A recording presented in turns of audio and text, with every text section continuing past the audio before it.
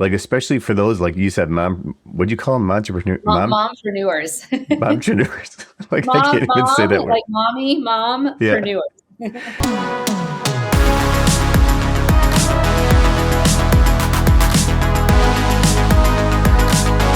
What's up, everyone, and welcome to the Local Marketing Lab, where you get real-world insights from industry pros to help you drive local revenue and local growth.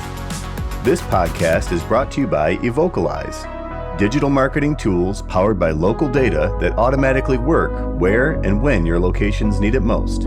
Learn more at evocalize.com. Well, what's up, and welcome to the Local Marketing Lab. Joining us in the lab today is a guest with almost 20 years marketing experience working for brands like Realtor.com, eHarmony, and Edmunds, to name a few. She's an author, an outdoor enthusiast, a power mom to two full-blown teenagers, and the chief marketing officer over at Side Real Estate in the real estate space. Please welcome to the show, Michelle Denogean. Thanks for joining us in the lab, my friend. Thanks for having me. Awesome. Well, hey, I think it would be good, Michelle. I know that you're a client of ours and you guys have been great partners over there at Side. I think it would be good for our audience to understand a little bit about maybe your background and then kind of your role over at Side and what Side actually does for agents. For sure. Yeah, no problem.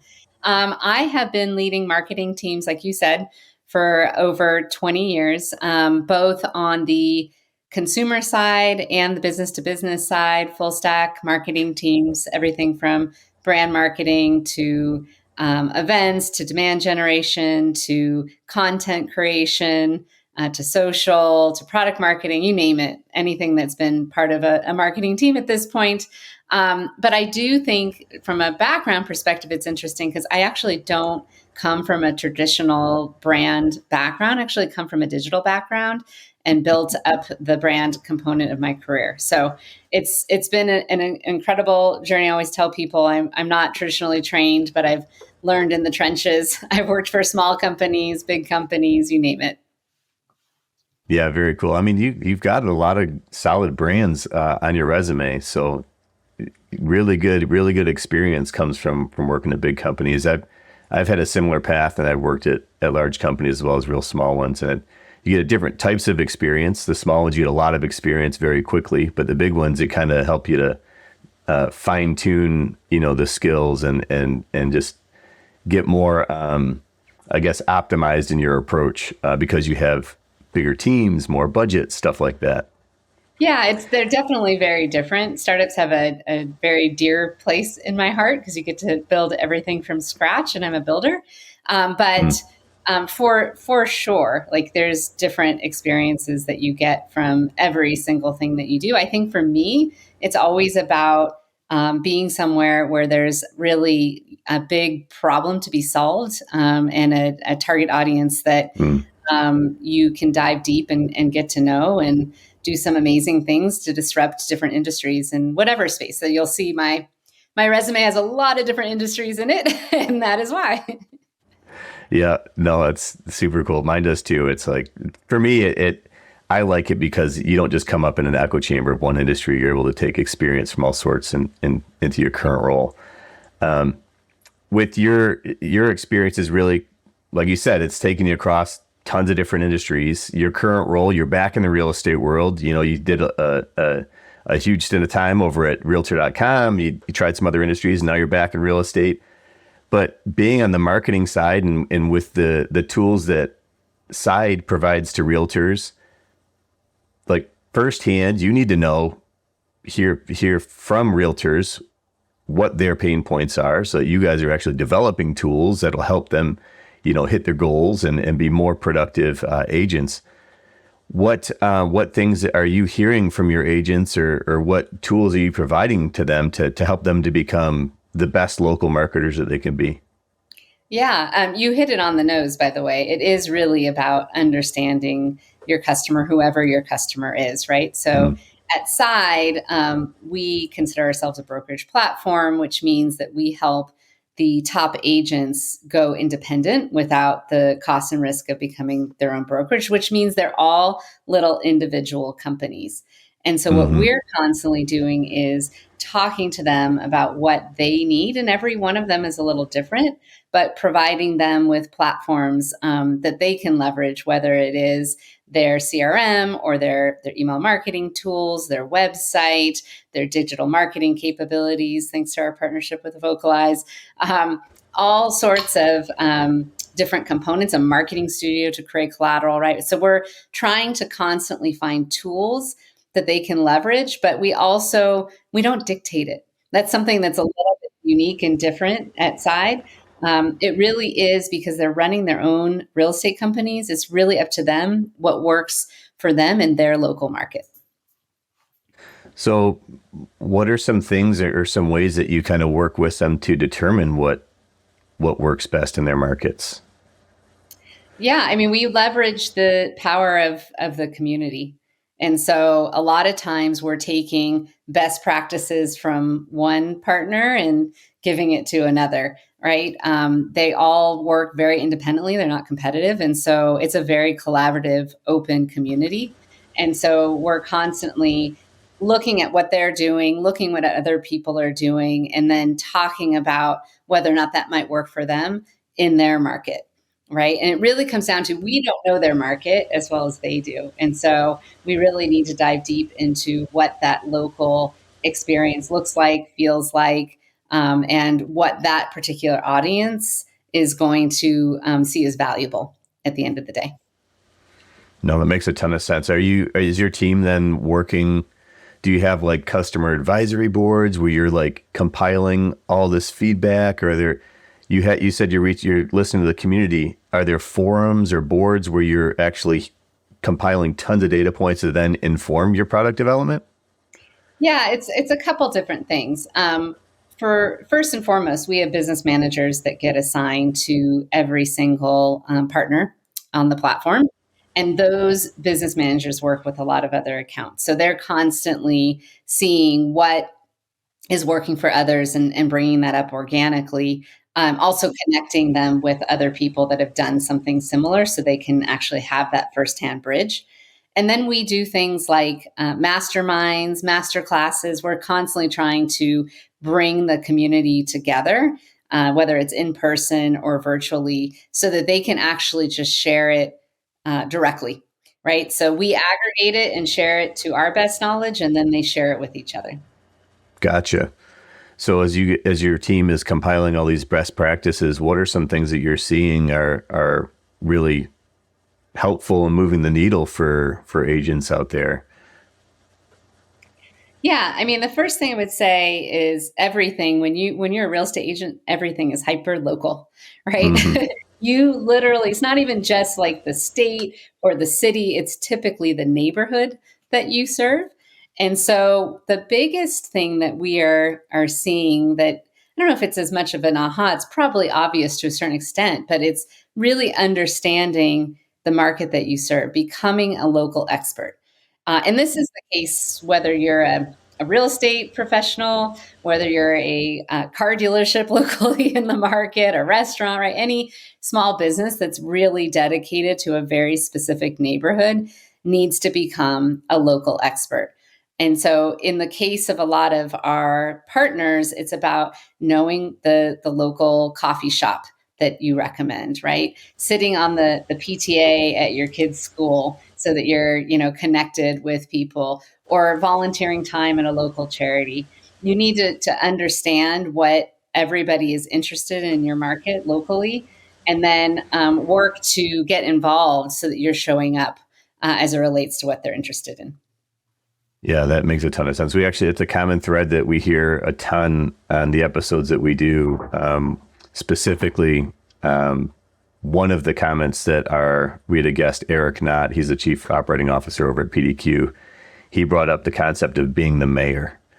And it's like, if you can engage with your community in every way possible, especially if you're trying to engage your sphere in real estate or trying to grow it, like you have to stay top of mind in different ways for a long time, because people aren't necessarily ready to take action right then and there. They might not be ready to sell their house for 2 years.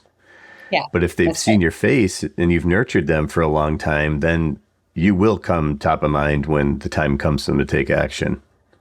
Yeah, and there's a lot of ways that you can do that, but I do think it all starts with how do I personally provide value to my potential clients in a way that is evergreen, in a way that isn't just that moment in time for whatever that transaction is I'm trying to do at the end of the day. So whether it's signing a somebody that's trying to sell their house and signing a listing, or like I said in my automotive days, getting them to buy a car.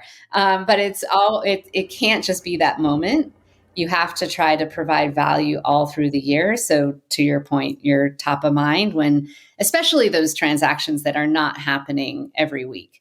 If you're the local coffee shop, I might be visiting you every week, every day. If you're my husband, maybe a couple times a day.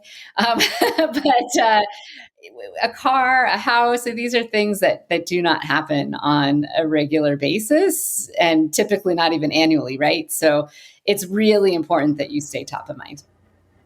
Yeah, 100%. Yeah, I did a stint in my career leading the brand team over at Polaris for their razor brand, and Uh-huh. it's the same type of thing. It's like it's a 9 month buyer's journey. So from when they start thinking to the point they make the decision, it's 9 months. And so Right. we had to do things to constantly just keep them engaged and keep them nurtured. So when that time came to make the decision, we were top of mind. What are some things that you've seen, I guess, folks do that may be interesting or stand out, more so than other tactics? Yeah, I mean, I think when it comes to local, the biggest thing that I've seen people do successfully is either get involved or produce their own events. So when you're Mm. local, being in person is a really big piece of that, right? Being out in market, we've got one partner out in San Diego, Melissa Sophia at the Avenue Home Collective, that over Thanksgiving she did a DJ camp for the kids. Like, Oh, how cool is that? Like, come learn how to be a DJ. And she invited all the kids in the neighborhood at a time when parents were probably trying to figure out how they were going to prepare their Thanksgiving turkey, right? yeah, She that's also really hosts, cool. yeah, she hosts a monthly mompreneur kind of mastermind, gathering meetup locally. So she gets all of the women led business owners, not just in real estate, but across the entire neighborhood together. So these are things that, again, it's about, maybe not every single neighborhood's going to be interested in a DJ camp, but her market in San Diego was. So you have to Yeah. understand what is going on in your market. And then, there's all sorts of fun things you can do. It's not about getting, a million people to your event. It's what you do with that content once you've engaged people. So social, is a great avenue to capture that with video and content and be able to reach more people locally in your community. Tag the people that were there. They'll tag everybody else, and you'll get to reach the people that you've never really talked to before. So I think those are some fun things that I've seen. Content is obviously a big one. We have another partner out of Florida in Orlando. She does a monthly newsletter called What's Happening in Orlando. And just like you would find in the newspaper, she sends out all of the upcoming, fun events and things that you can do that weekend or that month. And so she becomes a resource to the people that follow her because now she's talking about things they can do locally in the community that they may or may not have been aware of. Oh man, those are amazing ideas. Like you said at the beginning, providing value. If the meetups, like especially for those like you said, mom, what'd you call them, Mompreneurs. momtrepreneurs? Like I Mom, can't even say mom, that word. like mommy, Yeah, mompreneurs. yeah, it's perfect because those are folks who are trying to establish a network, and especially from a local level, the relationships and the connections they make, they will always tie it back to that event and that experience that they had and who it was that hosted it. Incredible. And then being the resource for the weekly things to do. If it's like if they're legit, really cool events, then yeah, people are going to stay tuned in. I mean, until they buy a house from you or need to sell or whatever. Yeah. Yeah, very cool ideas. So I want to switch gears a minute. So Sure. you mentioned that you like off-roading. You love the outdoors, and some of the facts that you'd sent over. But what is it? Do you like off-roading like about? Oh my goodness, let me restart that. That was an awful intro. In terms of off-roading, what is it that you like the most? Do you go side by sides or you go dirt bike? Yeah, it's actually a pretty funny story. So the reason that I am outdoorsy is because of my husband. And when I Uh-huh. met him, he used to race mountain bikes professionally. He had dirt bikes and everything. And this will give you a little look into my personality. I Uh-huh. started going with him and his friends out off-roading. And at one point I was like, maybe I should get a dirt bike. Like that way I can ride with you. I don't have to sit in the motorhome this whole time. And he's like, Uh, maybe we should get you a quad, 4 wheels, a little bit better for you. And I said, absolutely not. Are you saying I uh-huh. can't ride a dirt bike? And Nope. so a dirt bike I rode for many years. That So is that's awesome. my story. Not that I ever loved it, but it felt like somebody was telling me I couldn't do something, and so I was going to conquer that and Yeah. get it done. Now, you fast forward. My kids are teenagers; they weren't even born when that happened. I'm like, no, 4 wheels is good. I'll ride a quad now. So, Yeah. That's what I love about the side by sides is you could ride. It's four wheels on the ground. It feels a little safer, but it's also you can get a little crazier, and you yeah, can enjoy it with someone who's sitting right next to you. yeah, yeah. Um, well, I thought it would be fun to kind of pull your experience off roading into an image here and just show you in your I in love your it. element, just throwing mud. I think like to a rider, the thing that folks like, obviously you're gonna wear a helmet, but I couldn't capture like your likeness behind goggles and in the helmet. But when you take off those goggles and you have just the dirt and everything, and only the clean spot on your face is where those goggles were, like Yeah. that is like what demonstrates that you had an amazing day. That's awesome. That's a great picture. Yeah. But yeah, I've literally done that. Like we've gone out in the desert. I've been riding around with the kids, and Yeah. it just rained the day before, so it's all muddy, and so it's just thrown up all over you. And then you Yeah. take off your goggles, and you just got this clean white Yeah. space over your eyes. Yeah, it's perfect. That is like, yeah, that's a testament. You had an absolute blast for sure. Well, cool. Michelle, it was fun having you on, but before I let you go, why don't you let everyone know how they can follow you, follow the brand? Yeah, sure. So you can first and foremost follow Side on Instagram. It's at side_real estate. But I also encourage people to follow. We have our own podcast at Side. It's called the Own It Podcast. So you can go listen to that, available wherever you listen to your podcast, or you can go to side.com/own it and you can see all of the episodes there. And if you want to follow me directly, I'm just at Michelle Denogean on Instagram and LinkedIn. So as long as you can spell it, you can find it. That's right. Because I know That's right. very, very hard on a lot of people on how to spell it and pronounce it. But I'm sure it'll be part of your post. So I'm not going to spell it out here. Yeah, it will definitely. We'll have it. We'll have all the links in the description. So I would absolutely suggest you go follow Michelle. She's got some pretty fun content. Also, Side has awesome stuff. Follow their podcast. Listen in. They've got great resources, especially if you're in the real estate space and you're looking to kind of grow and engage your own sphere. Check them out for sure. Michelle, it was a ton of fun having you in the lab. I appreciate you joining us. Thank you for having me, Justin. Take care.